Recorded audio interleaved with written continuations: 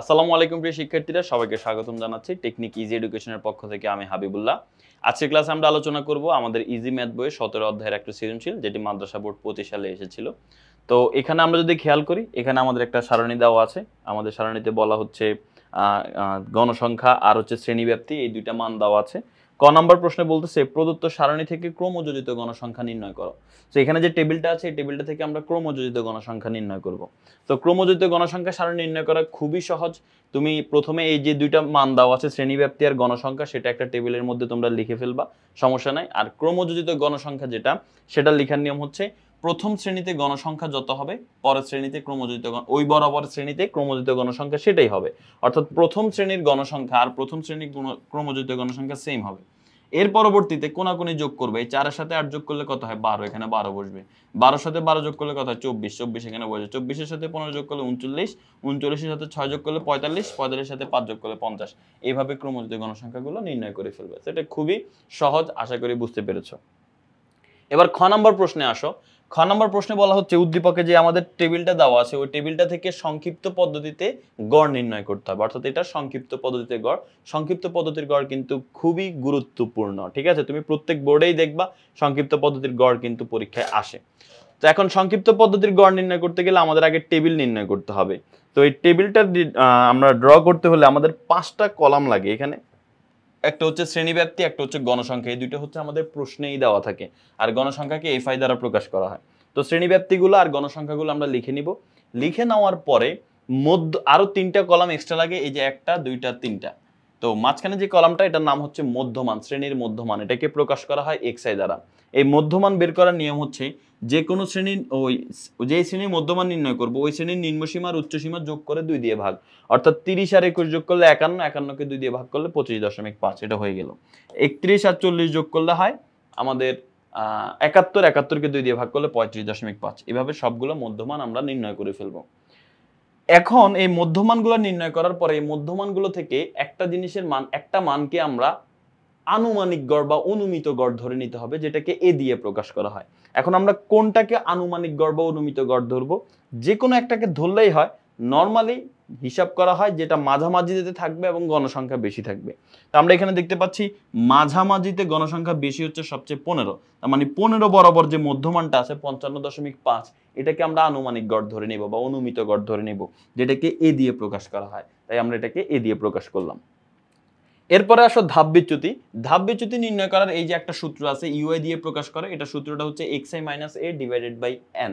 আচ্ছা, x এর divided by আমাদের হচ্ছে এখানে h, xi minus a divided by h।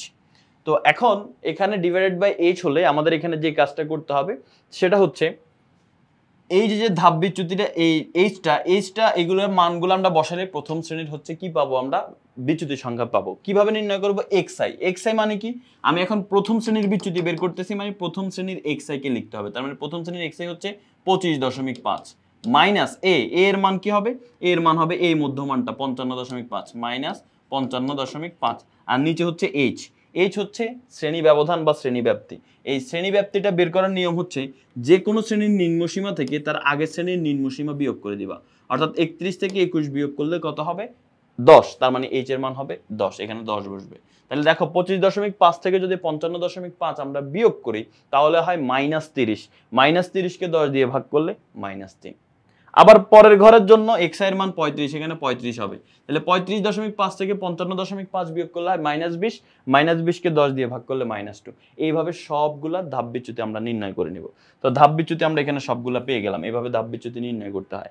তবে আরেকটা শর্টকাট পদ্ধতি আছে ধাপ বিচ্যুতি নির্ণয় করার। সেটা হচ্ছে যেই শ্রেণীতে আমরা এ ধরছি, আনুমানিক গড় ধরে নিয়েছি 55.5, সেই শ্রেণী বরাবর আমরা বসাবো ধাপ বিচ্যুতি 0।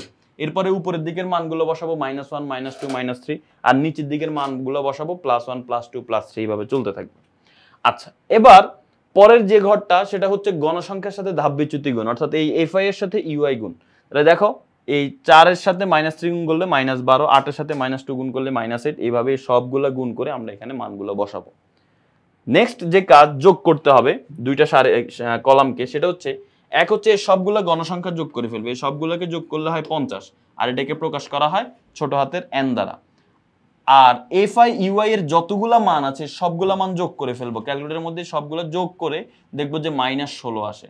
আর এটাকে প্রকাশ করা হয় summation of F I UI. এই সামেশন দিয়ে বোঝা হচ্ছে যোগফল, কার যোগফল? এফ আই ইউআই এর যোগফল। আসলে তো এফ আই ইউআই এর সবগুলো মানের যোগফলই আমরা পাইছি -16, তার মানে summation of F I UI সমান হচ্ছে -16। এবার আমরা হচ্ছে সূত্রটা লিখে ফেলবো।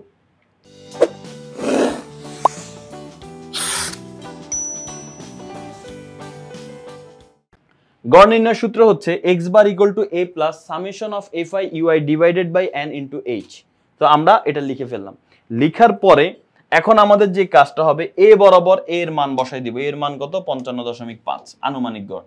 Summation of F I UI এর মান কত? -16 বসাই দিলাম। নিচে n, n মানে কি? মোট গণসংখ্যা, যেটাকে 50 দিয়ে প্রকাশ করা হয়। n এর মান 50 বসাই দিলাম। h এর মান 10। একটু আগে বলছি যে কোনো শ্রেণীর নিম্ন সীমা থেকে তার আগেরটা বিয়োগ করবা, তাহলে h এর মান পেয়ে যাবে। h এর মান 10, তো h এর মান 10 বসাই দিলাম। এবার এগুলো ক্যালকুলেট করো। এই যে মাইনাস হচ্ছে 16 সাথে 10 গুণ করলে -160, -160 কে 50 দিয়ে ভাগ করলে আমাদের -3 পয়েন্ট সামথিং হবে। তো 55 থেকে -3 পয়েন্ট সামথিং বিয়োগ করলে আমাদের যেটা আসে সেটাই হচ্ছে অ্যান্সার। তো আশা করি বুঝতে পেরেছো যে এটা কিভাবে সমাধান করতে হয়। তো আমাদের খ নাম্বার প্রশ্নটাও কিন্তু সমাধান হয়ে গেল। এবার আসো সর্বশেষ গ নাম্বার প্রশ্নটা আমরা একটু সমাধান করি। তো গ নাম্বার প্রশ্নের মধ্যে যদি আমরা আসি, গ নাম্বার প্রশ্নতে আমরা যদি খেয়াল করি, আমাদেরকে এখানে নির্ণয় করতে বলা হচ্ছে এই যে সারণীটা আমরা দেখতে পাচ্ছি, এটার গণসংখ্যা বহুভুজ নির্ণয় করা। অর্থাৎ এই সারণীর গণসংখ্যা বহুভুজ আমাদের নির্ণয় করতে হবে। তো গণসংখ্যা বহুভুজ যদি আমরা নির্ণয় করতে যাই, আমাদের এই টেবিলটা যেটা দেওয়া আছে, এই টেবিলটা থেকে আমাদের একটা কলাম এক্সট্রা লিখতে হবে। এই শ্রেণীব্যাপ্তি আর গণসংখ্যা তো প্রশ্নেই দেওয়া আছে। আমাদেরকে যেটা এক্সট্রা করতে হবে সেটা হচ্ছে আমাদের এই শ্রেণীর মধ্যমানটা, এটা হচ্ছে আমাদের এক্সট্রা বের করে নিতে হবে। এখন শ্রেণীর মধ্যমান কিভাবে বের করে? এই দুইটাকে যোগ করে 2 দিয়ে ভাগ। আমরা গড়ের মধ্যে দেখছি একটু আগে যে হচ্ছে কিভাবে মধ্যমানগুলো বের করে। তো মধ্যমানগুলো বের করে ফেলবে। 21 আর 30 যোগ করলে 51, 51 কে 2 দিয়ে ভাগ করলে 25.5। এভাবে তুমি মধ্যমানগুলো বের করে ফেলবা। এখন আসো ছক কাগজে। ছক কাগজ বা গ্রাফ পেপারের মধ্যে তুমি এই বরাবর একটা এক্স অক্ষ অঙ্কন করবা, আর এই বরাবর দাগ দিবে, সেটাকে বলবো আমরা ওয়াই অক্ষ। এখন এক্স অক্ষ বরাবর আমরা মান লেখা শুরু করব। তবে তুমি এখানে দুইটা মান এক্সট্রা লিখে নিবা। কি? মধ্যমানগুলো আমরা দেখতে পাচ্ছি 10 10 করে গ্যাপ আছে, 25.5, 35.5, এরকম 10 10 করে গ্যাপ আছে। তুমি এখানে দুইটা মান এক্সট্রা লিখে নিবা। কি দুইটা মান? এই 25.5 এর আগে যদি কোনো ঘর থাকতো তাহলে সেটার মান হবে 15.5, আর 75.5 এর পরে যদি কোনো ঘর হয় সেটা হবে 85.5। তার মানে এই দুইটা মান হচ্ছে তুমি এক্সট্রা লিখে নিবা। অর্থাৎ প্রথম শ্রেণীর আগে কোনো শ্রেণী হলো সেটার মধ্যমান কত হবে, আর শেষ শ্রেণীর পরে কোনো শ্রেণী হলো সেটার মধ্যমান কত হবে। নিচের দিকে দেখো 10 10 করে বাড়তেছে, তার মানে 75 এর পরেরটা হবে 85। আচ্ছা, এবার আমরা মানগুলো বসাই ফেলবো। এই 15.5 থেকে 85.5 পর্যন্ত মানগুলো বসাই ফেলবো।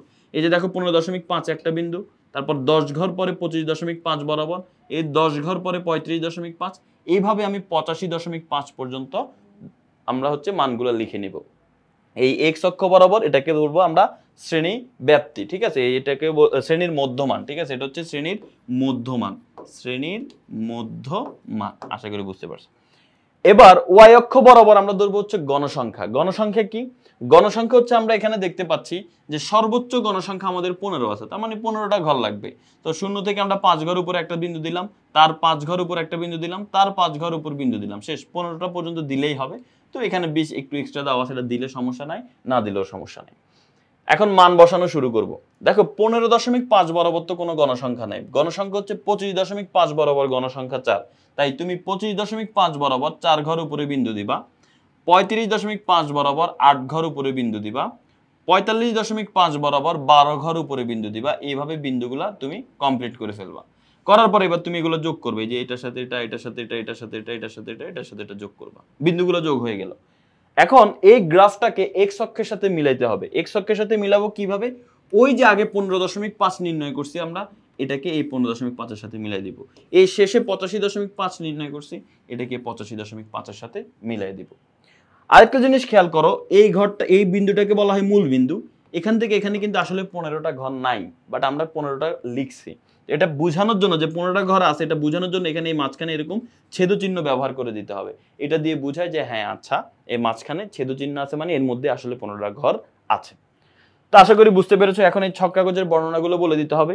এখানে এক্স অক্ষ বরাবর প্রতি বর্গ ঘরকে এক একক ধরে, এখানে প্রত্যেক ঘরকে আমরা এক এক করে ধরছি, এটা 45 হলে এটা 55, প্রত্যেক ঘরকে আমরা এটা এক হবে, এক একক ধরে শ্রেণীর এখানে শ্রেণীর মধ্যমানগুলো আমরা বসাইছি, শ্রেণীর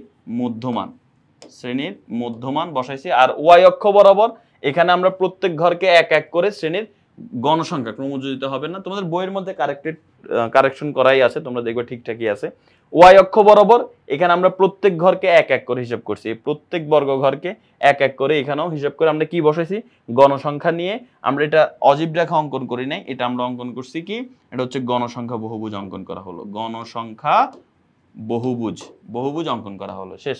এরপর লিখে দিবা মূল বিন্দু হতে 15.5, দেখো এটা হচ্ছে মূল বিন্দু, এটা হচ্ছে 15.5, মূল বিন্দু হতে 15.5 পর্যন্ত এখানে যে 15টা ঘর আছে এটা বোঝানোর জন্য এই ভাঙা চিহ্ন ব্যবহার করছি, সেটাও বলে দিচ্ছি। তাহলে কিন্তু আমাদের প্রশ্নটা সমাধান হয়ে গেছে।